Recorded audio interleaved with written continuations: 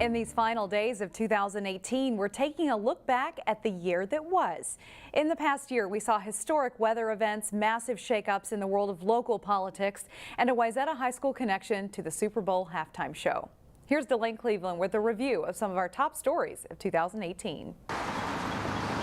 2018 began with the eyes of the world focused on Minnesota. What's up, man? Welcome to Minnesota. As the Twin Cities played host to Super Bowl 52. During the halftime show, 400 people from local dance teams joined Justin Timberlake on the field. The former Wayzata High School student helped produce and choreograph the show, and Wayzata's longtime dance coach helped select the dancers. This was the biggest scale I've ever done. I was involved in the last Super Bowl here in Minnesota as well. Speaking of sports, United States, let's go!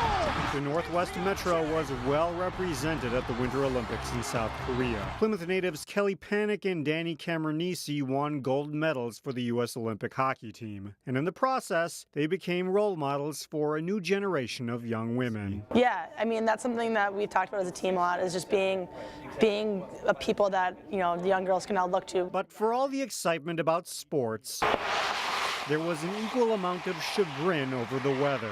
According to New Hope weather watcher Steve Reckers, the Northwest Metro received 88.6 inches of snow last winter, which broke the annual snowfall record. Making matters worse, an April snowstorm dumped nearly 19 inches of snow on the area. It was the third largest snowstorm ever for the Northwest suburbs, dating back to the 1950s.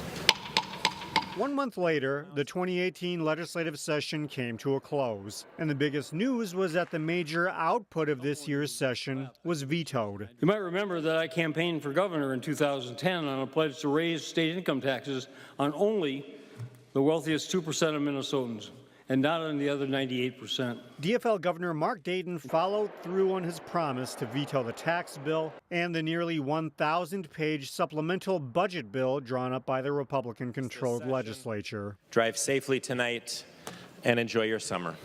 Yet while state lawmakers differed over dollars and philosophies, we cannot pass up the opportunity tonight to stand up to big tobacco. Local cities took matters into their own hands regarding tobacco. Sometimes we just have to do the right thing. So I'd rather be a leader on this issue than a follower. In July, a new ordinance went into effect in Plymouth that raised the legal age to purchase tobacco products to 21. In November, the Brooklyn Center City Council followed suit. This is really personal for me. Becoming the 16th city in Minnesota to raise the minimum age to buy tobacco. That wasn't the only thing to happen in November. Election Day brought a wave of change to the Northwest Metro. We love you very much. In Plymouth, Mayor Kelly Slavic decided not to run for re-election after serving the city for 20 years. Voters elected Councilmember Jeff Washy to take her place as mayor. In Brooklyn Center, voters elected Mike Elliott to be the new mayor. Everyone who voted for me, thank you very much. Elliott defeated Tim Wilson, who had held the position since 2007. Elliott will be the city's first mayor of Liberian descent. Brooklyn Center voters also sent Samantha Vang to the state legislature. She becomes the first Hmong American to serve that district at the state capitol. And at the federal level, voters decided to move on from Republican Eric Paulson, who had served the 3rd Congressional District in the U.S. House since 2009. We did it, everybody! We did it! Taking over that seat is Democrat Dean Phillips. Meanwhile, in December, the Brooklyn Park Police Department announced a pilot program with Hennepin County that will embed a mental health professional into the police department. If an officer responds to a mental health call, then later that week, a detective and the mental health professional will follow up with the person who is in crisis. The hope is that this intervention will reduce the burden on the courts, the jail, the hospitals, and ultimately the taxpayers. So we're looking to hopefully reduce those costs for the taxpayers as well. And then lastly is just get the people the help that they need. With the 2018 year in review, Delane Cleveland, CCX News.